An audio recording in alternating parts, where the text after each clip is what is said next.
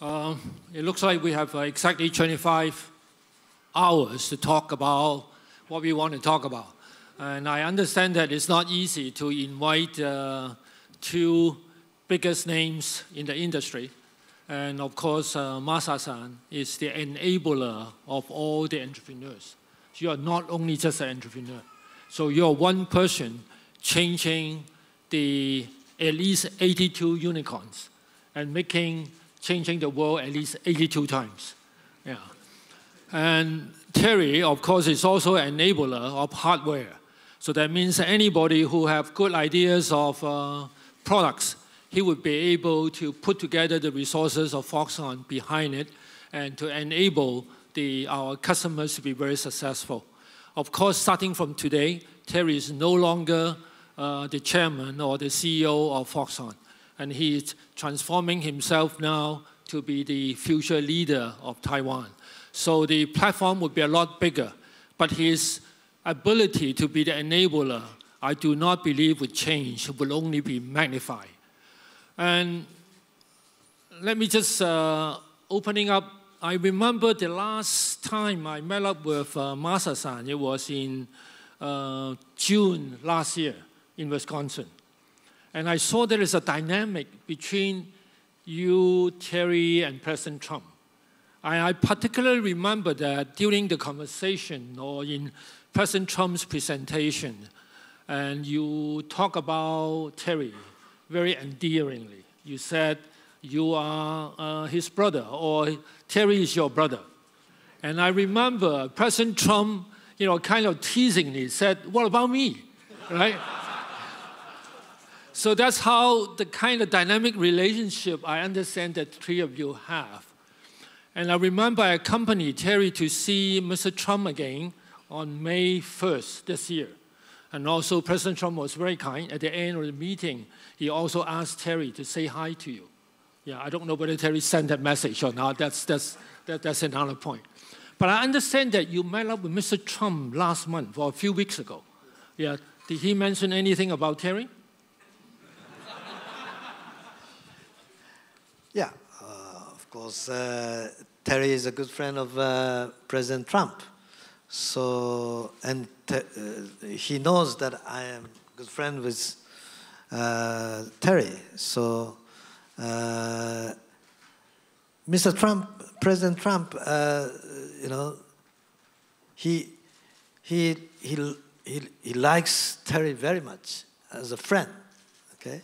So we were talking about privately that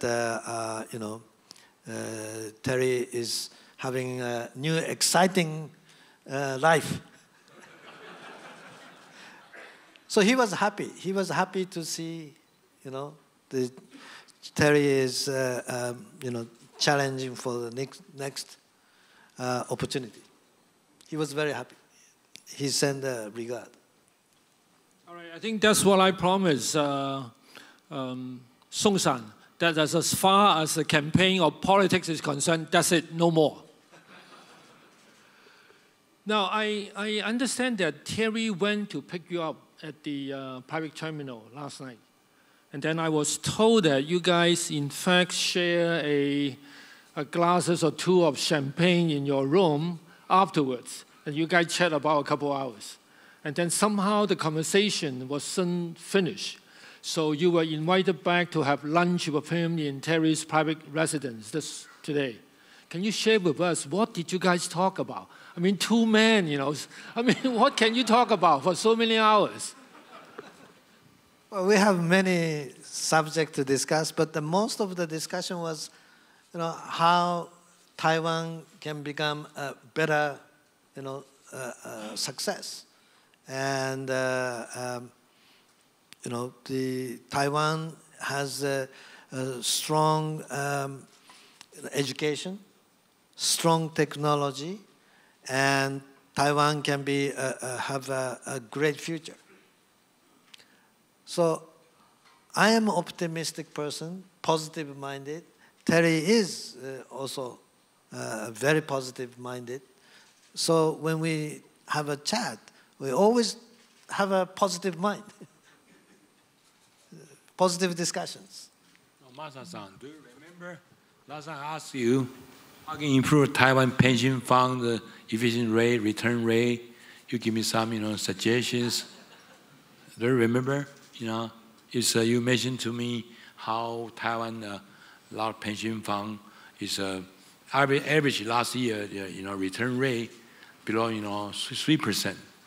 So I ask you, what are your opinion? What are your suggestions? So can you improve in Taiwan, is a pension fund return on investment? Yeah, so during my presentation, I talked about the future of the technology and my past track record.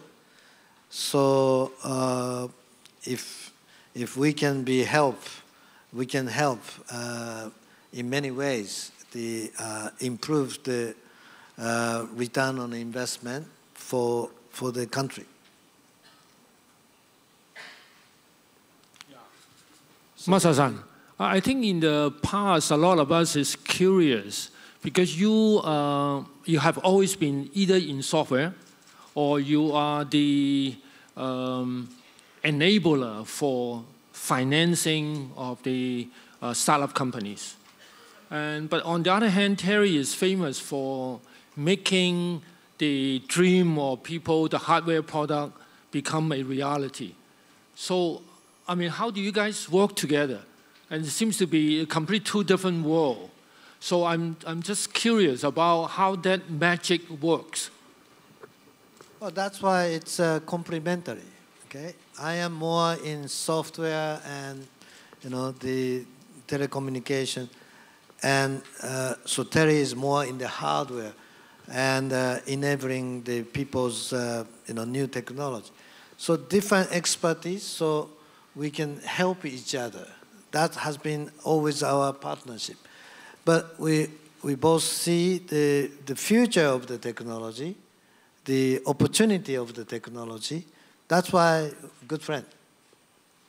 Now, I understand that you are also, even though you talk about the agricultural revolutions for 4,000 years, but I understand that you are in fact the owner of a very famous farm, which is what we call is a unicorn farm, right?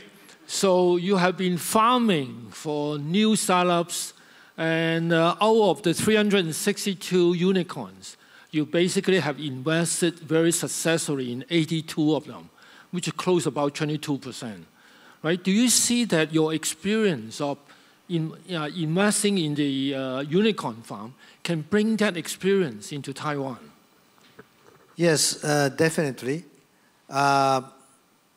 So the Taiwan, as I said, has a very smart people. The education level is very, very high, very hardworking, very sincere in heart, good partnership with many, many other companies around the world. So that's the strength of Taiwanese. And as I said in my presentation, the new technology wave is coming from the angle of AI. So if AI was added to the expertise of Taiwanese technologies, like semiconductor, like robotics, like mechatronics, then the Taiwanese technology can improve dramatically again. And that would have a huge opportunity to extend the GDP of Taiwan as a high-tech island. I think this will have a huge opportunity to improve the better life, the income, the job opportunity for Taiwan people. I have another question. Terry has been talking about that he sees the world unfolding in front of us is less of the G20, but G2. So that means that could be two standards, two systems, and two different markets. How would that impact your future investment and also your farming strategy? Well, I hope the US and China will have the peace will have the harmony back again. They have several things that they want to say each other. After they say each other, after they coordinate each other, there will be a moment of the good balance come back again. I'm always hoping for that. And I believe that will come. But anyway, from our point of view, we want both countries, both systems to succeed. We are neutral. We don't take side. We want to. We are investor in both countries' companies and technologies, and world is in one piece in many ways.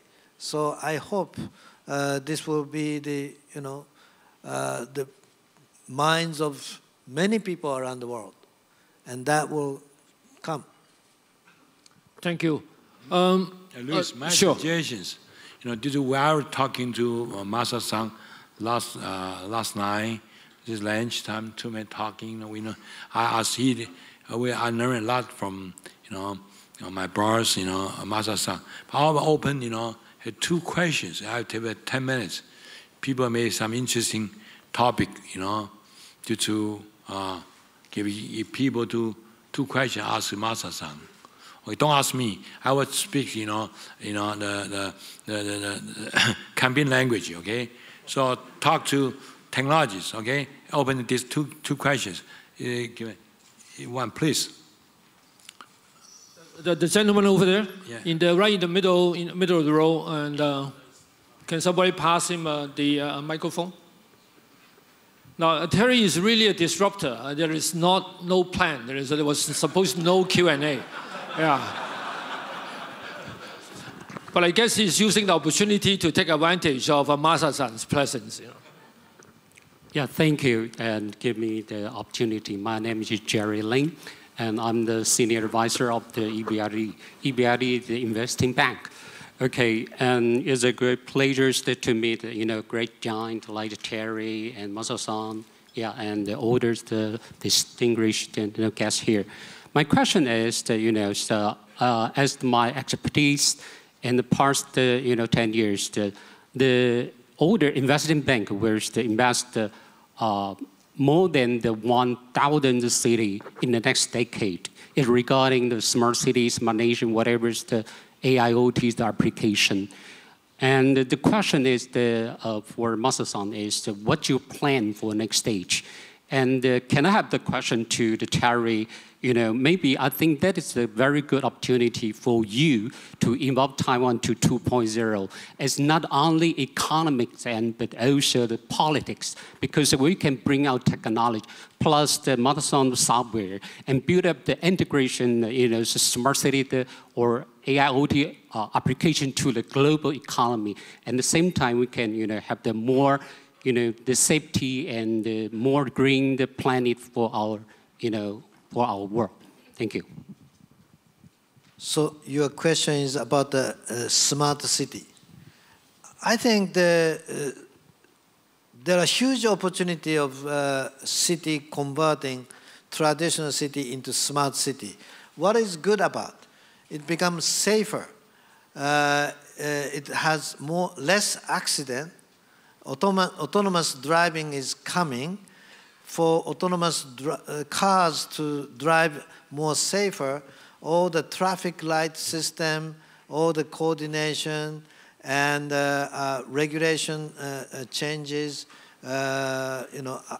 is required for autonomous cars to come, and the security camera to detect from the terrorism, or shooting the other people. That should be protecting people's life. The temperature changes suddenly, or earthquake come. If the earthquake come, it should be predicted so that people can escape more safely. There are many things: water supply, the waste management. All those things should be more managed in a smart way. so that it will be 30% more efficient than today in terms of energy consumption, in terms of the managing many other things. The traffic jam would be reduced by 30% by traffic light adapting to the IoT with the, so many things can be done with a small investment, with a great improvement. I think IoT and AI is going to help dramatically. Okay? One more question, please. I'm the chairman of DIGITIMES. The question I have is when ARM and the RISC-V, what's your prediction for next 30 years market share? And especially after the ARM cannot supply to China, does that will impact? So this is my question. Thank you. If you don't feel comfortable, don't answer, okay? That's a critical question. Okay, first of all, there is a misunderstanding that, especially in China, that I have stopped ARM shipment into China. That is a completely misunderstanding. I have read from the newspaper about the news. ARM people, management, manage their operation all the time. And so I don't get involved in the day-to-day operation. And they did not ask my opinion about the news. So I read in the newspaper and said, what? So it was my surprise. I did not order whatever it was reported on the news. So that's fact one, okay? The fact two is that there's a rule in US by law of the trade, and if it is 25% or more produced in the United States, you cannot ship to Huawei. That was the US whatever law that they suddenly ordered. So ARM people were informed about the situation. And so the ARM management sent the email to comply with the American law. But the situation is the ARM is trying to find out what product is over 25%. Whatever the 25% or more have to stop supplying to Huawei for now. I don't know how long. Okay, I hope that will finish quickly. And whatever the product below 25% should be okay. Most of the ARM employees are in the UK. So most of the ARM product supposed to be okay. So what is 25%? Is it the number of the engineers' headcount? Is it the number of hours? Is it the number of IP? Is it the number of patent? So we don't know. It has suddenly come. So the fact is that ARM has not stopped the relationship with Huawei. ARM is studying which product is over 25%, which product is not. So decision is not made, it's studying. And as soon as the ARM find out whatever the product group below 25%, they're supposed to be able to ship to Huawei as soon as they find out. And today, it is a stage of finding out. As soon as they find out, they wish to continue the relationship with Huawei. They respect the relationship with Huawei as much as ARM respect every other customer in the world. ARM is supposed to be neutral, okay? But at the same time, ARM does not want to break the law that is in the United States, okay? So respect both US law and respect the relationship with Chinese people, especially Huawei. There's lots of misunderstanding in the reporting, and I hope that situation would be cleared up very quickly, okay? And as far as the RISC-V and ARM, the question you have asked, the RISC-V has its own strengths and function. The ARM has different strengths, especially for the high-level product like mobile phone and other important products. The ARM has much better technology, much better safetiness, much better the power consumption management, and much better software stack. So ARM has a lot of functionality that ARM would like to continue its role. We don't want to reduce the value of ARM. So the ARM people are working hard. And I just want to clarify, this is the first time I comment about ARM. Thank you.